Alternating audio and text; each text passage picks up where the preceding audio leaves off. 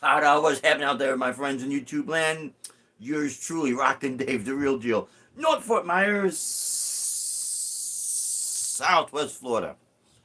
All right, my friends, so here it is, the demo of the Rogue, you see that right there, Rogue Rocketeer guitar, Strat style, super Strat style, and a very beautiful, I'm going to call it a maroon wine red finish, sunburst finish.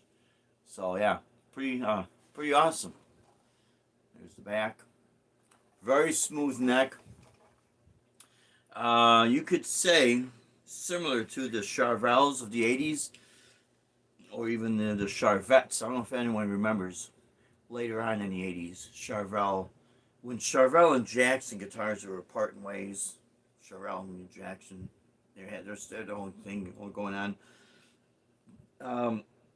Charvel did have another brand called Charvette. It was more of the more affordable Charvel guitars, but still the high quality, you know. Well, that's what this feels like. And the neck is smooth. The frets, very, very smooth. Before I go any further, I want to give a special shout out thanks to Surf Prophet 9 for the guitar, man. Thank you so much, brother. Yeah, you were right, man.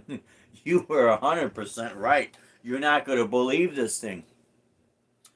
I think Musician's Friends, which is a division of Guitar Center, these go for like $89, man. I could be wrong, $79 or $89, under $100. I think at Guitar Center like $129. Of course, you could always negotiate. I believe Rogue, like Mitchell, is a Guitar Center brand. And like back in the corner over there, I have an old Laguna guitar, which is a Guitar Center brand. The pickup configuration is double coil, nib bridge, and 2 single coils with a 5-way switch, standard trem. Now, I did put 10 gauge strings on here. It comes with 9. It felt great, but because of my picking, let's see who's on chat. Buck, let's see what's happening, brother. Thank you for tuning in. Really appreciate it. I can't see you. Bumblebest, what's happening, man? Really appreciate you guys tuning in. I just wanted to do this demo, and I'm gonna do several styles with this guitar. Let me finish what I was gonna say though. But I put 10 gauge strings on here because my picking hand is strings that are too loose, they wobble, and that's just for me. That's all. And I use a 1.5 pick, so I use a pretty heavy pick. I don't go nuts with the pick gauge. But what I did, I put the 10s on here, and I also took the back plate off, and the whammy was a little bit stiff. Now it's a little bit unstiff. The claw, where the springs hook up, the claw was more to the wall of the guitar. If you've ever had to take these apart, you'll know what I mean. So I loosened the 2 screws to bring back the claw a little bit to, bring back the bridge there. Now, the guitar does seem to stay in tune fairly good, which is very surprising, you know. So since I got the clean sound here, let's go over some of the tones here. I'm going to use the clean sound right now for this so you can really hear what's going on. So here's the bridge pickup. Okay. And here's the bridge pickup with the neck combination.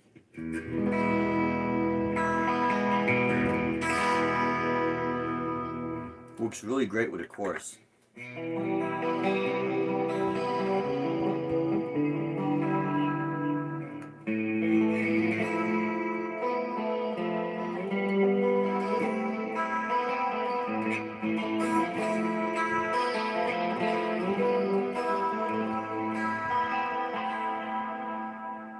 So it works really great.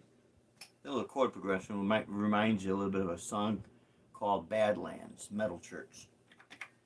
Okay, so getting back to the pickup configuration, yeah, that was the bridge and the neck, and bridge and the middle pickup. Now here's just the middle pickup.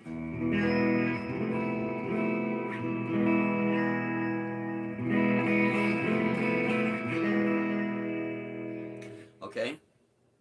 Now here is the bridge, the neck and middle positions pickup.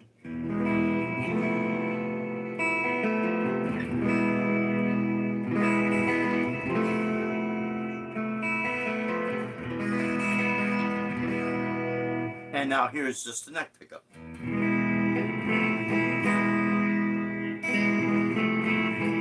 So I'm going to do some like bluesy, jazzy things here.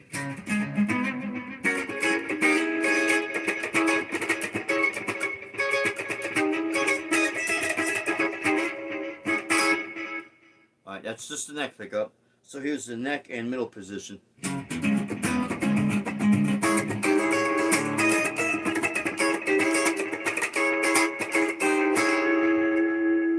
Now here is just the middle position.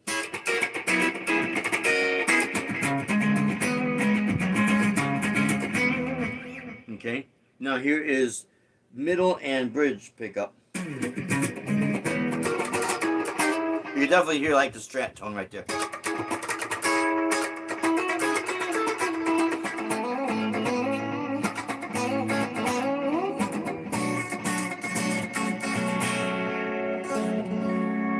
And of course the bridge pickup by itself. To me, for that kind, of strumming, the bridge pickup doesn't work too good. But that's just my taste. Now I'll put back on the neck pickup and put the phase shifter on.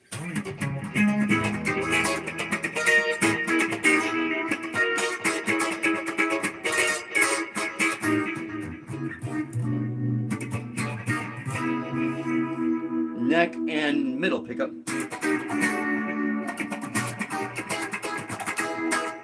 Okay, now middle pickup. And I do have the tone knob all the way up with the volume all the way up. And middle and bridge pickup. And now full bridge.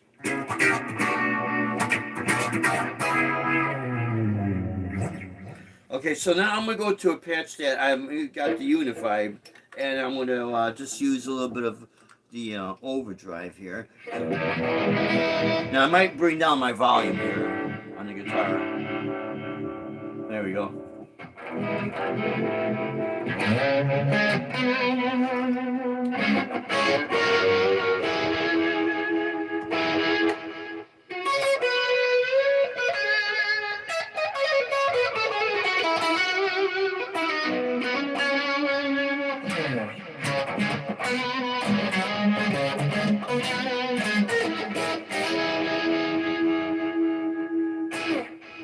Now if I bring my volume down on the guitar a little bit.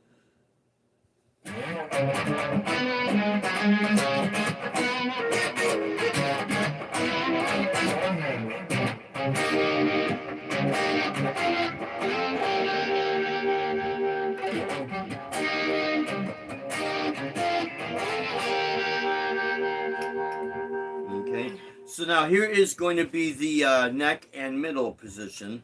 And it's still just like the amps overdrive. I didn't put the overdrive on that patch.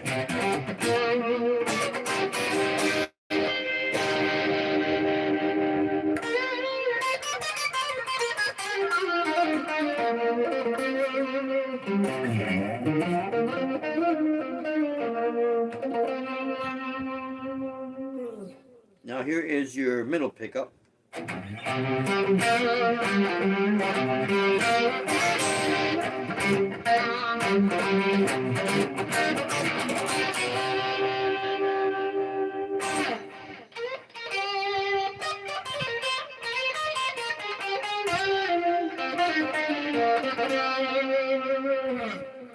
Now here is middle and bridge pickup combined.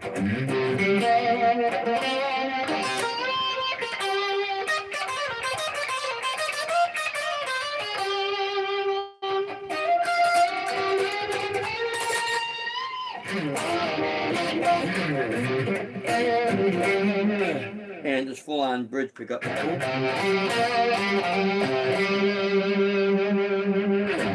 Now here's like a tube screamer on the top of what would be the Marshall. I'm going through the Boss GT1, by the way, and the little pedal does work great for me.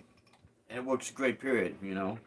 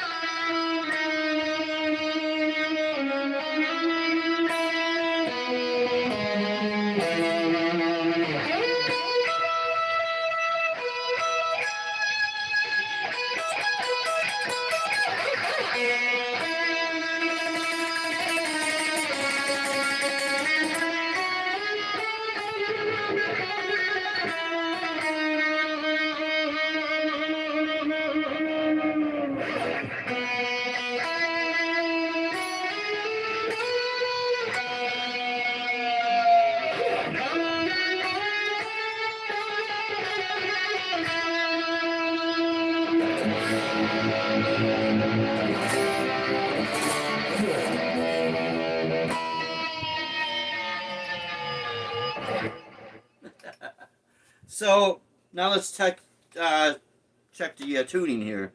So let me go back to a cleaner patch here. And I mean, oh, it's going to be off a little bit. Not too bad. You know, when you don't have a locking nut, and each guitar is going to be built different. I don't care if you have a high-end Fender Strat, if you got a Squier Strat. You know, this is why when you buy guitars, you really, really got to put them to the test before you buy them. I mean, you know, it's not that you're trying to show off, but if you're going to buy the guitar to use for a show, right? You have to put it through what you are actually going to do. Now, you don't have to do a wild performance at the music store, but if you're going to lean heavy on the whammy bar, well, you don't have to have the amp crank, but you're going to need to lean heavy on the whammy bar just to see where everything is at before you buy the guitar. Because when you start going into higher end Strats, you know, over $1,000, $1,500, and start getting, you know, it's a lot of money to spend. And actually, no matter what your budget is, it could still be a lot of money to spend, okay? Just think about that statement for a moment, because it is your money. So, put it to the test. You're the one buying it, right? However, I was able. I got you. You were right, Surf, when you said that these guitars. You're not gonna believe how these things are built, and just putting it through the test, it's been incredible. Now the real test is going to be this Saturday. I have another outdoor gig, and I'll be using my other guitars, but I will be breaking this out, and we'll see, because it might be more of a. It's actually it's for the Chamber of Commerce, Cape Coral. I think it's called the Poker Run, and they're going to have classic car shows. So I might be able to get away with, kind of rocking out a little bit on this one. That being the case, this would be perfect to bring with to put it through that test. And minus any string breakage because of the humidity. I mean, I break strings on the Gibson, so we're gonna not do the comparison with the string breaking. Although it does seem to be these saddles are nice and smooth. And I got a little thing I'm experimenting with, but I'll leave that for another video for another time on the saddles here. And I'll have to show it to you in another video, but I can kind of tell you what I've done with my high E only, and I'm going to tell you why I did this. It's not top wrapping, although I'm going to give that a shot. This string was actually put on the RGA, and something happened. I needed to take it off. So it's still a new string. But it was all wound up there. And you know how it is when you take a string off, if you don't cut it, no matter how much you try to straighten it out, it still has that winding. Well, it was a little bit of a challenge putting it through the little string hole here, right? Because it's kind of still coiled up. So I did a little trick to the back here that I'm going to still experiment with. And so far, it's been holding. But like I said, that'll be another video for another time. Okay, so this is what we're going to do. Now, we are going to... We're going to test it. I'm not going to play the whole song, but I'm going to start testing, playing this with different styles that I normally play. Because, this is going to be, for people who play more on the fusion, blues rock, and you also do rock and metal, when you're in that category and you get these gigs, right?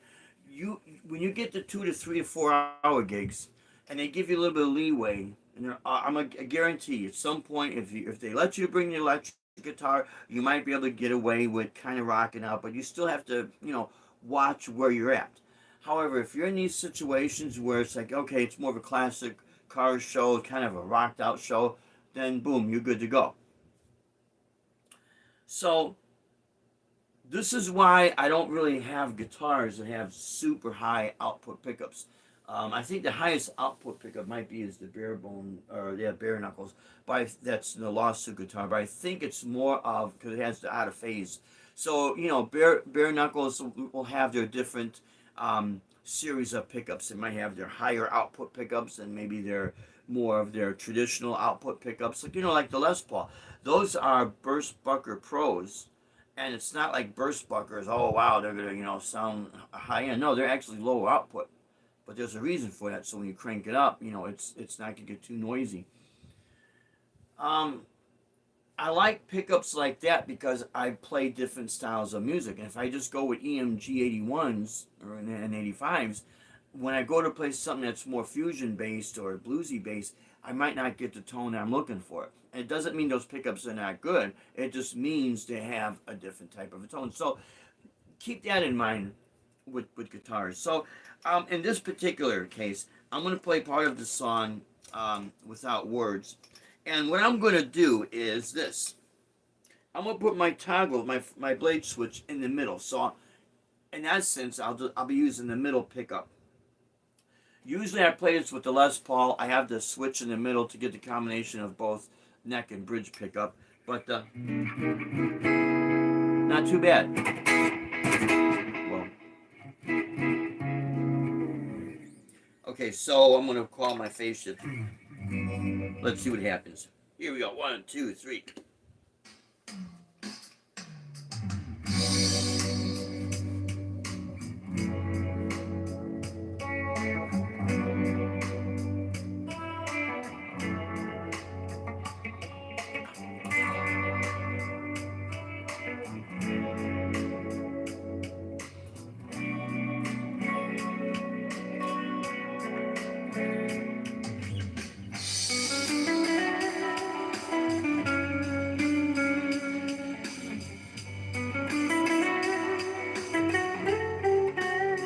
Now neck pickup.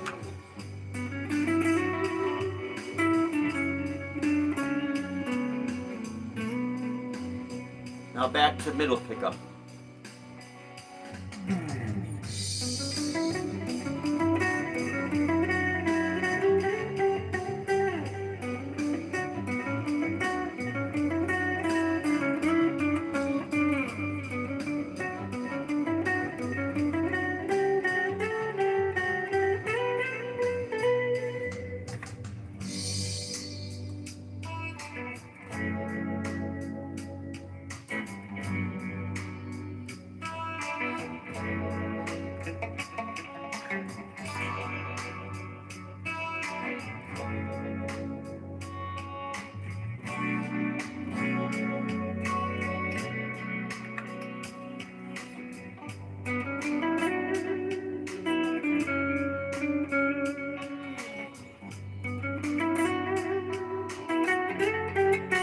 Neck pickup.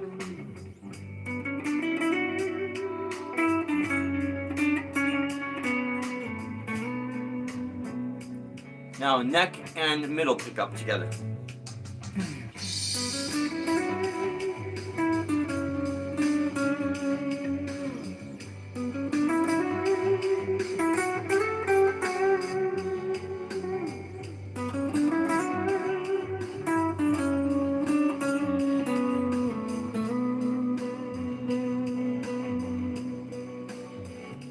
Middle pickup.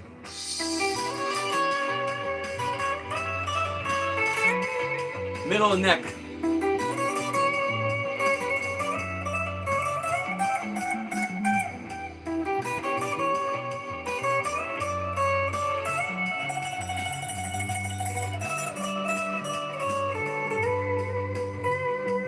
Neck pickup.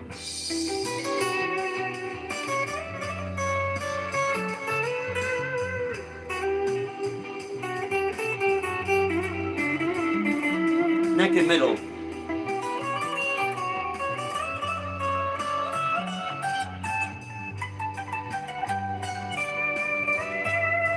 Neck pickup.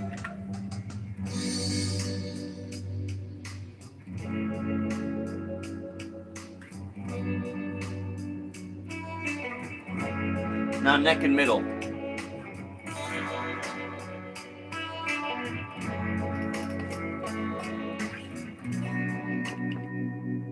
Okay, like I said, I wasn't going to do the whole song, but what I wanted to test was the different combinations of sounds from this guitar played with what I have recorded in that song.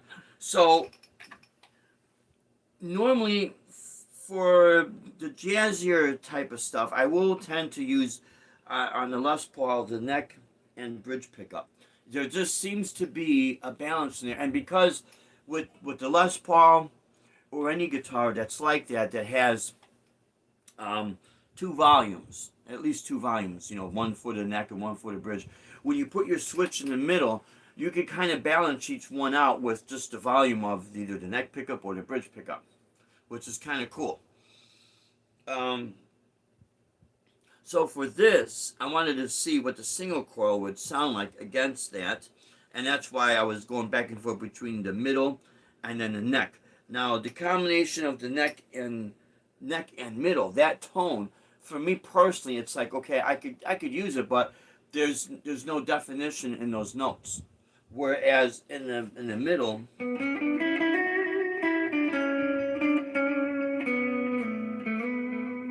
or with the neck,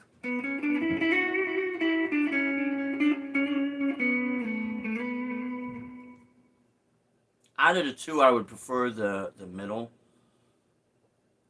Now, with the combination of the neck and middle pickup,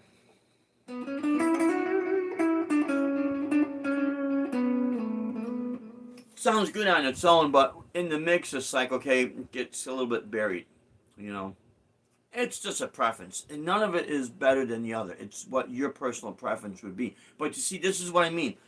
And the reason why I'm doing this like this is because I'm not seeing anyone do these type of demos.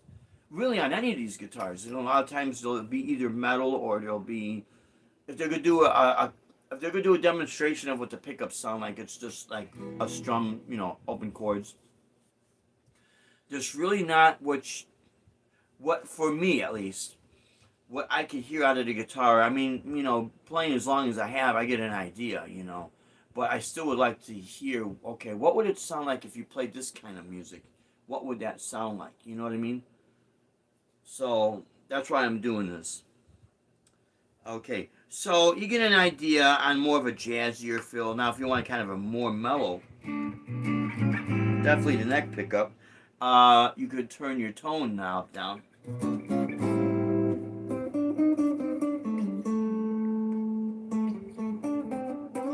Now that's neck and middle. Now here's this middle.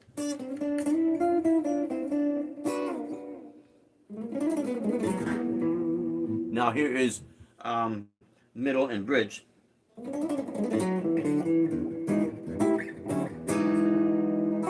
With the tone all the way down. Here is just the bridge with the tone all the way down.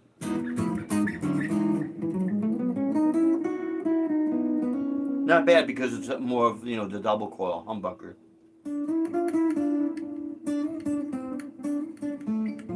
Let's see. It's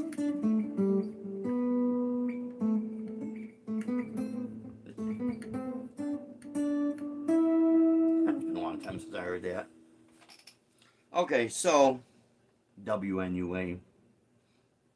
That was the Chicago Jazz Station. Okay, so now we will put back on, bring the tone knob all the way up. And what we're going to do now is, I'm going to go back with my Marshall patch here. I'm going to play one of my old songs, Midnight Sun, kind of like a blues rocker. So let's go ahead and...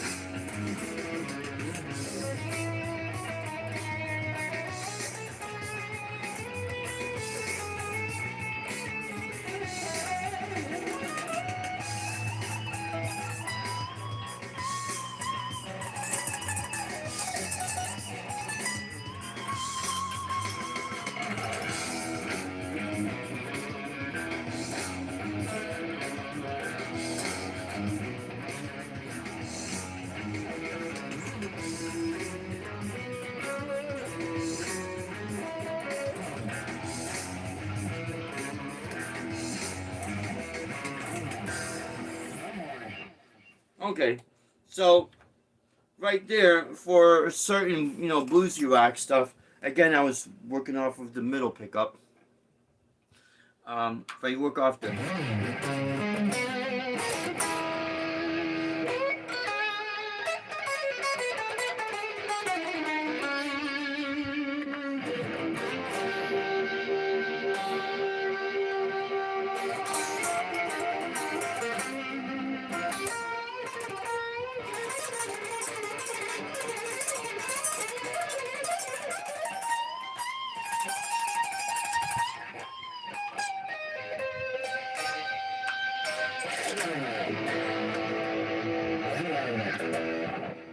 so you kind of get the idea right there.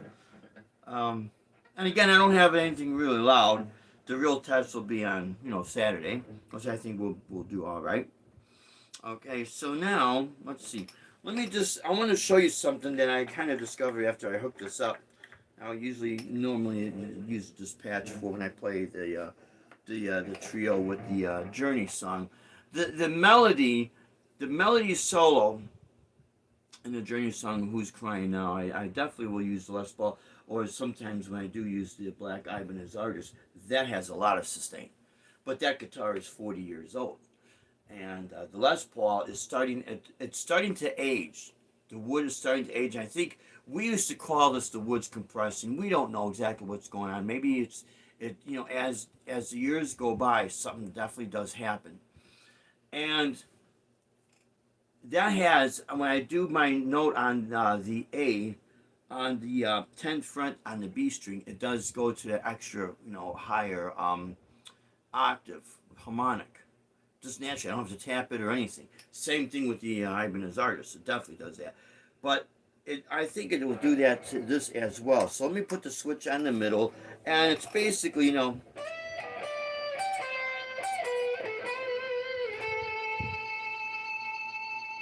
yeah, it'll do that.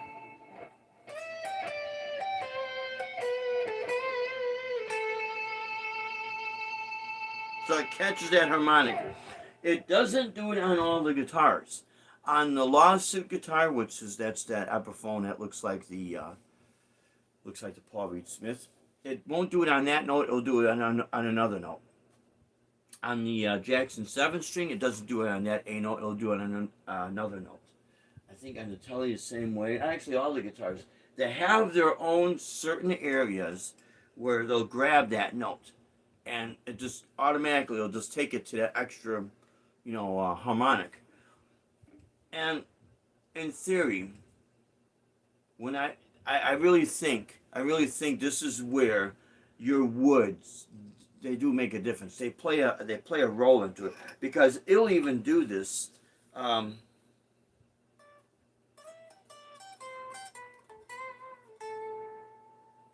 It'll do it when I'm not plugged in. I could feel the note going to that, so that tells me acoustically it's automatically doing this. Now, it doesn't mean that one is built better than the other. This means maybe the wood has, more density or dried out.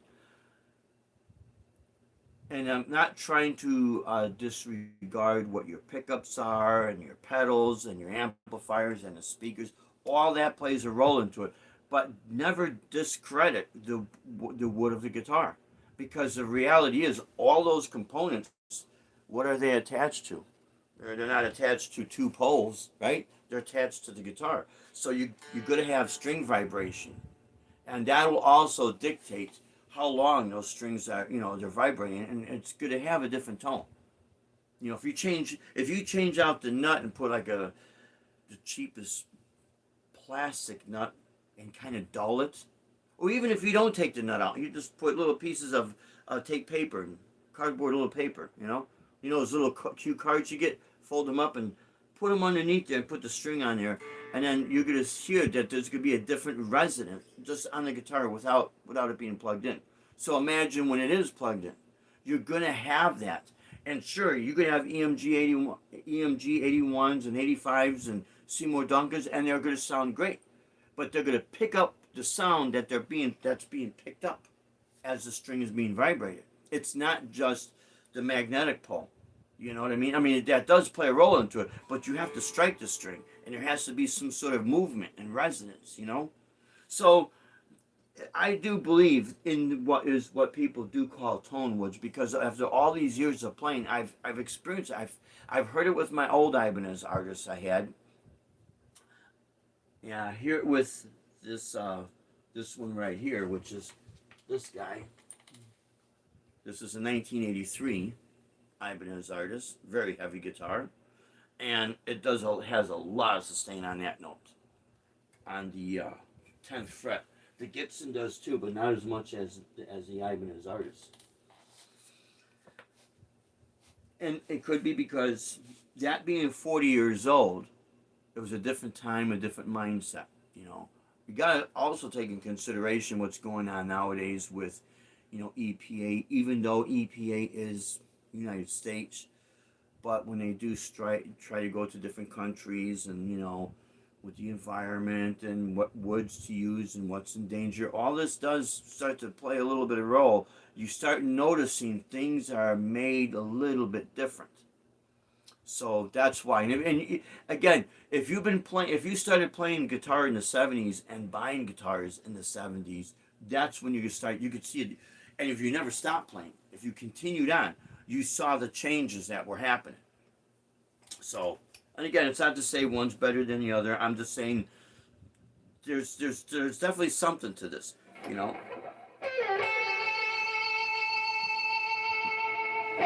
So, just wanted to touch a little briefly on that. So again, now I'm gonna go to where we got like a twin reverb with a chorus effect down here. This sounds pretty cool when I have the toggle switch with the neck pickup and bridge pickup. You get that nice strat tone, you know.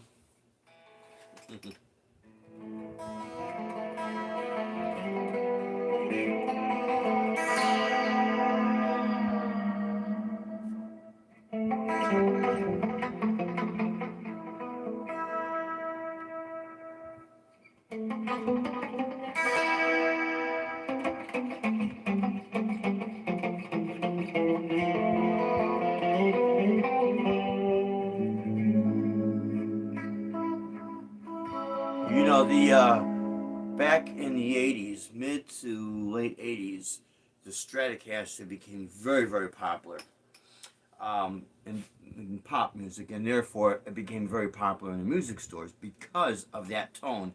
And in pop music, as well as rock, but mainly in pop music, the thing that became the latest and greatest craze was the clean sound with the chorus and a little bit of delay. That dominated everything, along with the Yamaha DX7 keyboard.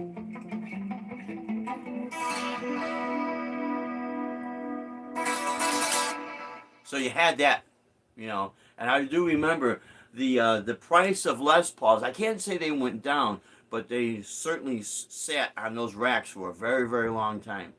And any guitar that had double coil pickups, you could buy them cheaper than you could buy a Strat, or for about the same price.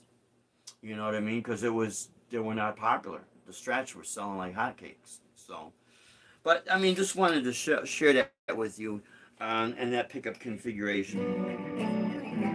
So, if anyone buys these guitars,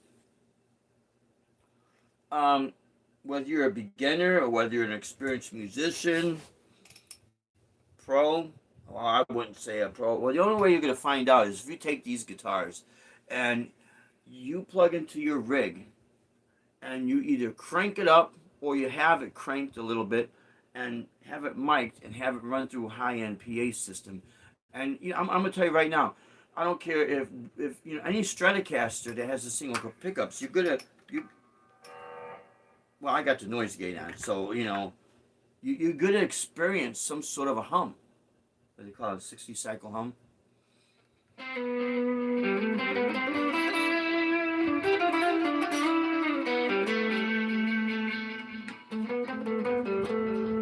I remember when Fender came out with their Lace, I think it's called the Lace Sensor pickups.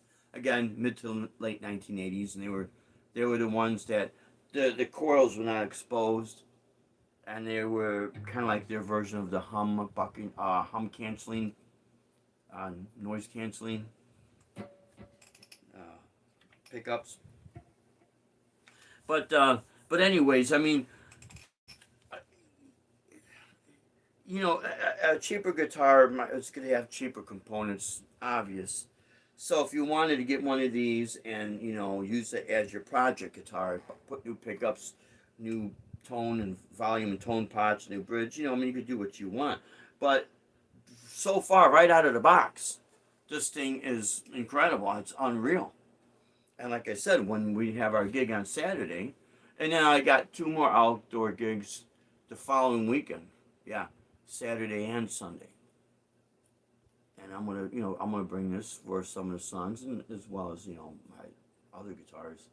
But it's gonna be interesting, and I'm gonna lean more toward it's gonna do a kick-ass job. It's gonna just do a phenomenal job, you know. And if you think about it, if you're on a budget and you buy like the Boss GT1, that thing's like maybe $200, and you get this for, let's say, $100. There's $300 right there. You got yourself a nice rig, a nice gigging rig. And it's interesting when I would hear people kind of, you know, oh, I won't use that, and you can have your opinion, but it does work. You can use this, and I guess when I do these gigs with the inexpensive gear, you know, I like the way it sounds, and if I could save money, I'm more about saving money than buying the latest and greatest. You know, because I mean, I've seen things change so much. What more could you do to a distortion pedal?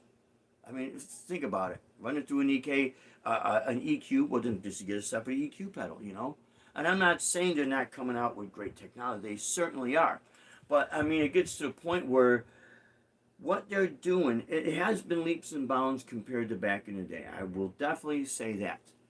But compared to what we have now, you know, the differential is sound wise. I'm not talking about its you know, memory or capacity or whatever it has going on, because they're like little computers, you know.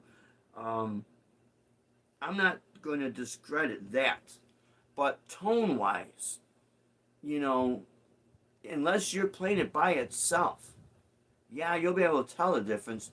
But the stuff that's inexpensive is really starting to sound, I mean, really, really good, and it's been reliable. So the whole purpose with the GT1, um, you know, this April it's gonna be 2 years that we had this and we've been using it solid, and I'm just shocked how well it sounds good through the QSC speakers. Now, does the Helix sound better? Well, I want to say it sounds different. It's going to have better components, but the tone, it's like, okay, I could work with the tone here just as much as I could work with the tone on a, you know, a $2,000 unit. And I'm not trying to discredit, but what I'm saying is, if you could save that money, go ahead and do it. Because I'm going to tell you right now, as soon as you start playing in the mix, whether you're doing tracks or whether you're with a band, all those little nuances are going to disappear in that mix. And I'm going to tell you right now, half of those people, even the experienced musicians, they're going to have a hard time hearing that, you know, was it 500K pot or 500K, you know, kilohertz that happens to be scooped. Now, unless they programmed it and they had to listen to it over and over again, well, yeah. But other than that, and even if they do, no one's going to care. No one is really going to care. So it's just something to think about. And even if you have a real expensive rig and you start saying to yourself, wow, I'm doing outdoor gigs and it's really hot or it's rainy, I mean, I don't want to destroy my expensive gear. Well, then you get less expensive gear and you kind of tailor it to what you have. You get as close to it as possible. It's never going to sound the same, but so you get it as close as possible, and you're going to be surprised. You'll be able to pull a sound. You'll be able to pull a sound out of it. Quite frankly, back in the 80s, that's what we had to do. We didn't have, if you did not have, when the expensive rack mounts were coming out, and you know, you had the Bob Bradshaw switching system and all that, I mean, we didn't have the money for that. So we dealt with the pedals. And we pulled the sound out of what we could get, and we dealt with it, and we were able to find out, hey man, we got a good sound out of this. Now it's like you got so many of these options, it's like you don't know where to begin. And I think it's still a good thing because, that you have them if you need them. But it's almost as if when you go on this sound to sound comparison, then you could kind of say, well, gee, which one should I buy? The gig is this weekend. I got to hurry up and make a decision. And, that's when in my opinion, I think that's when you should really look at, let me just do this a little bit here. Let me just here. I think you should really, sorry about that, guys. I really think you guys should start to look at the reliability and how it's constructed. And if you know that someone has certain pieces of gear, they've been using it for a while, and you say, you know what, so and so has that pedal, and from what they've been saying and what I've been seeing, is that it seems to be reliable and it seems to work. So in my situation, why don't I just grab something like that? It doesn't have to be the exact one. It would be helpful. The reason being is that if you've seen, like for instance, the GT1, almost 2 years now, and solid, no issues. Thank God for that. Uh, then maybe that's what you should at least consider. I mean, you could buy something else. It's your money. You do what you want. But I will say, be very careful with those little metal foot switches, man. You're gonna find out. You will find out, and even when you do clean them, because I will come in here and I'll wipe them down. I'll take a napkin and wipe them down. But I've noticed some of them, they'll stick. And when you're in an area that has that really fine dirt or the sand or it's really fine grain, that's what gets stuck in there. Unless you got time, you want to take the thing apart. And even if you do know what you're doing, you make a mistake. Now, geez, 2 days the gig, and I got the pedal taken apart. Now what am I going to do? I can't get it back together. Something's going on. Oh, what did I do? See, I don't want to put myself in that situation. If I become a technician, that's when I become the technician in the plane. I'll do that occasionally. I won't put myself in a situation where, okay, the plane is prominent, the technician part, or if I can't figure it out or don't want to take the time, send it in. What's the difference? You got to look at your situation, what you're at, and the same thing with buying gear. So if anyone were to ask me, as it stands right now, does this guitar deliver? I would say 100%, man. 100%. I get a really good tone out of it.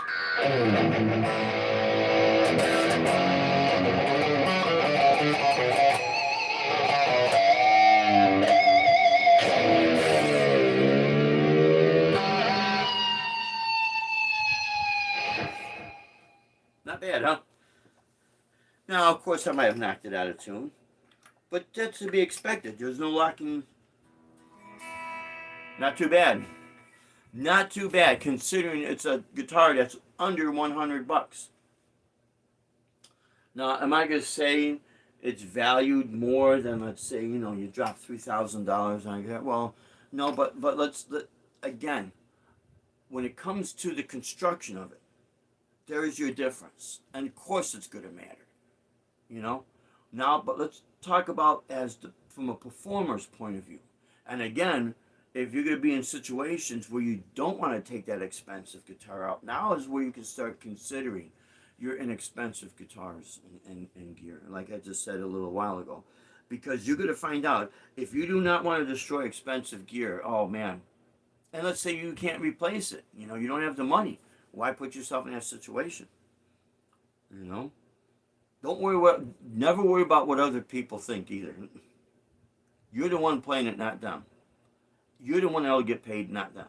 That's the way I look at it. They could have their opinion. They could say, "Oh man, well you must be poor, oh, or you must be a beginner." Yeah.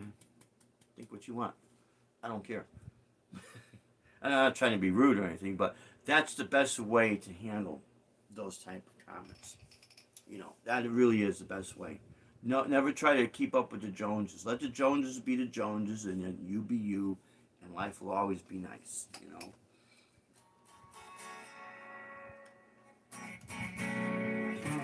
So, I don't have myself hooked up to the RC300, so I just wanted to go through here and into the RC5 loop pedal. And it's basically it's actually just to test what this thing will sound like, with the different styles. Let's see if I could pull up. Let's see.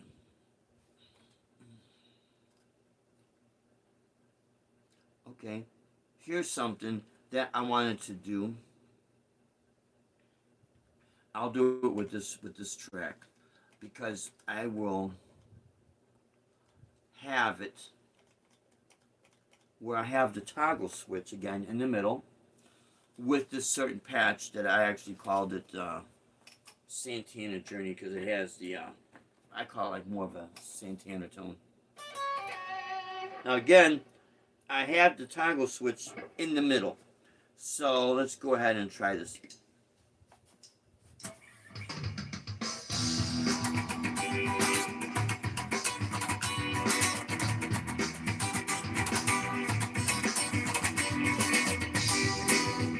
Let's do this.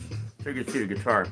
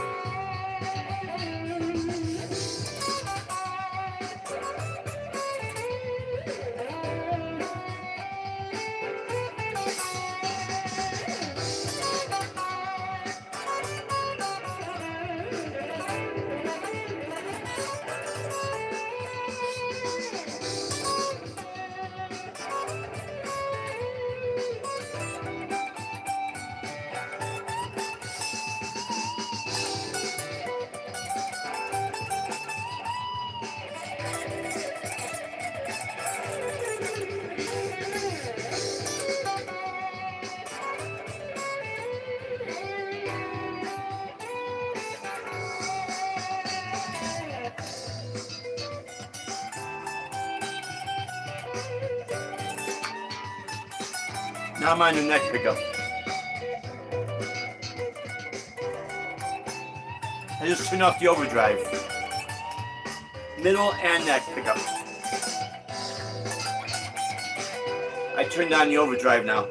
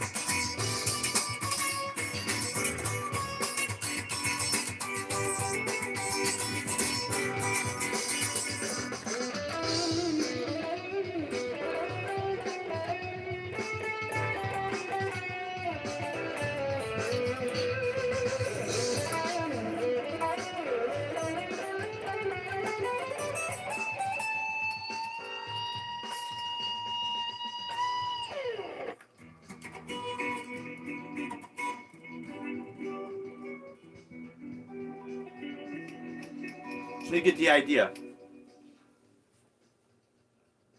So far it works, and of course I didn't mention I'm running it through the Roland KC 110 stereo amp, so I have no need to really crank it up real loud. Again, the real test will be at the gig, and I'm gonna tell you right now, I have a full confidence I'm not gonna have any issues with it. Now, see, the thing to do is when you get anything that is new, work with it a little bit with the sound that you normally use. For instance, with the guitar. So, play it against some of the songs that you play, and your melodies, your rhythms, and your soloing, because obviously it's songs are based off of those three things. They have those three elements, and depending on what song you're playing, that's when you're gonna find out. Well, maybe it won't work too well with this song, so I need the double coil pickups, the humbuckers, in the neck. So then this one again is a single coil. But other than that, if you get something that it works, you like it, boom, you're good to go. And again, I can't thank Surf Prophet 9 enough for this, man. This is incredible, And to me, I value this as much as I value the Gibson and everything else, basically because it was a gift, And say, hey, check this out. You're not gonna believe this guitar. He's got a couple of them, and when he told me, and I heard him, when we were talking on the phone, I heard him playing. I'm like, I couldn't believe it was this guitar. And it wasn't, I don't know if it was this particular guitar, exact one, maybe it was another one, but it's the same brand. And when he was telling me about it, I've heard the Rogue guitar brand before, and you always associate with, and they are inexpensive guitars, even like the Squier, inexpensive, the Epiphones, you have different grades, different, I guess tiers you want to call it, whatever, of the guitar, that model. But when it really comes down to it, the comfort, will it stay in tune, does it sound good? There you go. After a while, what's the name on the headstock really won't make a difference. It's got to be able to stay in tune, because I'll tell you what, that is, especially if you're doing anything where you're doing full on chords, whether you're playing metal and you're doing certain chording, you'll hear it. And even with the distortion, because there's a lot of modern metal that you will arpeggiate some of the open voicings, even though you enter distortion. You'll find out, right? Especially you, the clean sound, you got something where you got an intro that's doing.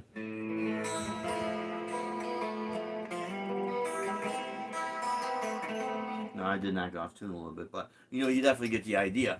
So it doesn't have to always be jazzy or bluesy stuff, but if you are doing anything jazz oriented, you're gonna really find out real quick that the guitar has to stay in tune, because when you get into doing, let's see, your octaves, or like your major and minor 7 chords.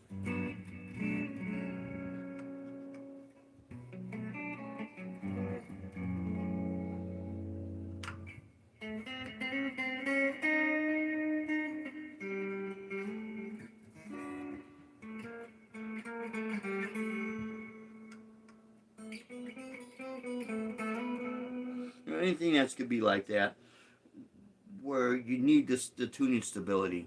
Otherwise, it's gonna, no matter what you say, sometimes people look at you like, oh, maybe you don't know what you're doing, or you shouldn't be playing a cheap guitar, or issues. But see, it doesn't matter. You could buy it, and a real expensive guitar could have an issue. So this is what I mean. You gotta really, it comes down to really checking out. So, anyways, my friends.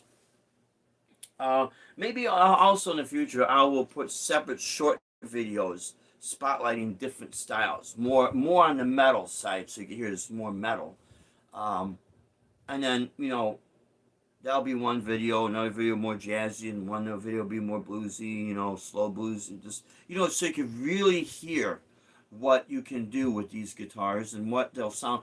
Because you might be playing a particular style of music, and you say, geez, I need to hear how it sounds for a funk groove, or a bluesy groove, or a jazzy groove, or just full on, metal with the galloping, which you'll have a lot of this, which will definitely work,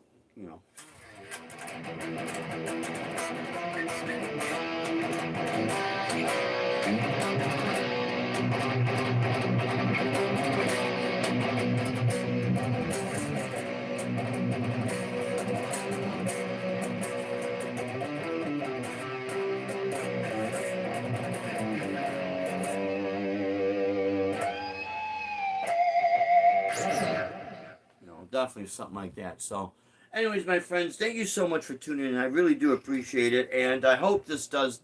It definitely helps, making your decision whether you grab one of these guitars or a Mitchell or anything that's within $100 or the $200 range. Um, this particular guitar, I can't say enough good about it. I mean, it looks good, it sounds good, it feels good. It's like, you got to be kidding. Under $100, really? Boy, I tell you what, back in the day, it wasn't like that. When you had a guitar that was under $100, you knew it. Trust me on that one. So, again, like I said, hope this helps, and we will be streaming our live show. We're playing Saturday from 3 to 5, so we'll have that, and you will definitely be seeing this. That is for sure. I'll let you know, too. And, yeah. So, anyways, until Saturday, my friends, you be strong, safe, and true. Have a great rest of your week. We love you all. Rock on, and God bless. Take care now. Thanks for watching.